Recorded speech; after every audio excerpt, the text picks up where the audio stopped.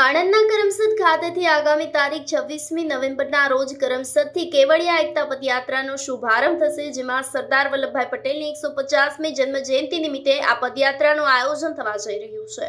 આ પદયાત્રામાં સહભાગી બનવા માટે આણંદ જિલ્લાના કલેક્ટર પ્રવીણ ચૌધરીએ નગરજનોને અપીલ કરી છે।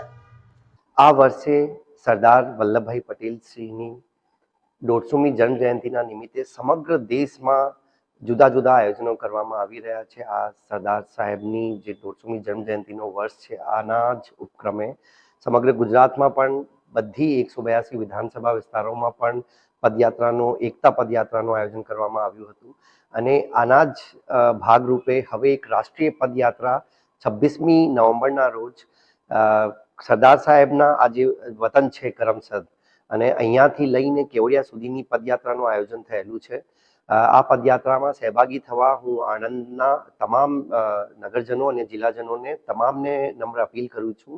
સરદાર સાહેબના એકતા અને અખંડતાના મેસેજને આજની આપની યુવા પેઢી સુધી પહોંચાડવા માટે આ એક ખૂબ ઇમ્પોર્ટન્ટ કાર્યક્રમનું આયોજન કરવામાં આવ્યું છે। આ 10 દિવસની યાત્રા કરમસદથી લઈને કેવડિયા સુધી પહોંચશે અને ત્યારે સમાપન કાર્યક્રમ થશે। 26મી તારીખના રોજ શાસ્ત્રી મેદાન ખાતે કાર્યક્રમનું આયોજન છે, ત્યાંથી આ પદયાત્રાનું ફ્લેગ ઓફ કરવામાં આવશે। ફરીથી એક વખત હું આણંદના તમામ લોકોને આ પદયાત્રામાં જોડાવા માટે નમ્ર અપીલ કરું છું।